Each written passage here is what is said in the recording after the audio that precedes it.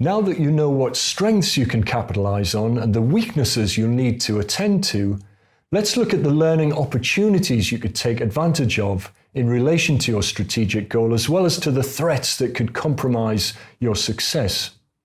You should continue to use the dashboard document provided in the course text. Let's begin with the opportunities you can take advantage of. Keep in mind that these will be contextual and personal for you, and remember to look for opportunities for becoming clearer on what to learn and opportunities for actually learning. For example, if your strategic goal is retraining for a new career, you might list job offers that interest you and that give you direction on exactly what you need to learn. Or if your goal is to learn to play the piano, you can probably find a list of piano teachers or piano playing groups, or an online course that will help you actually learn. Once you start looking, you can usually find loads of learning opportunities. Take some time to think about all your opportunities for learning and write them down.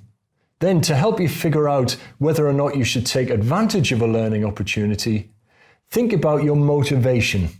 You can distinguish two types of motivation: intrinsic and extrinsic. Intrinsic motivation is what drives you towards activities that lead to inner personal fulfillment, by satisfying your curiosity, for example, or by giving you a feeling of accomplishment or pride. Extrinsic motivation is what drives you towards activities that lead to external rewards like money, good marks, praise, or status. Hearing these descriptions, you might conclude that intrinsic motivation is good and extrinsic motivation is bad. But that would be an oversimplification, really. Learning is an investment, especially of time. Sometimes the return on your investment is immediate, but sometimes it takes longer.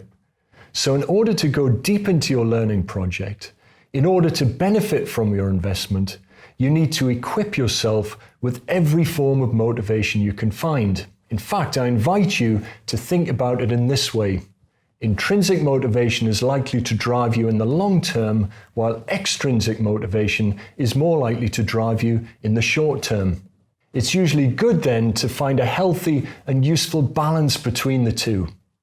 Now let's look at the potential threats to your learning.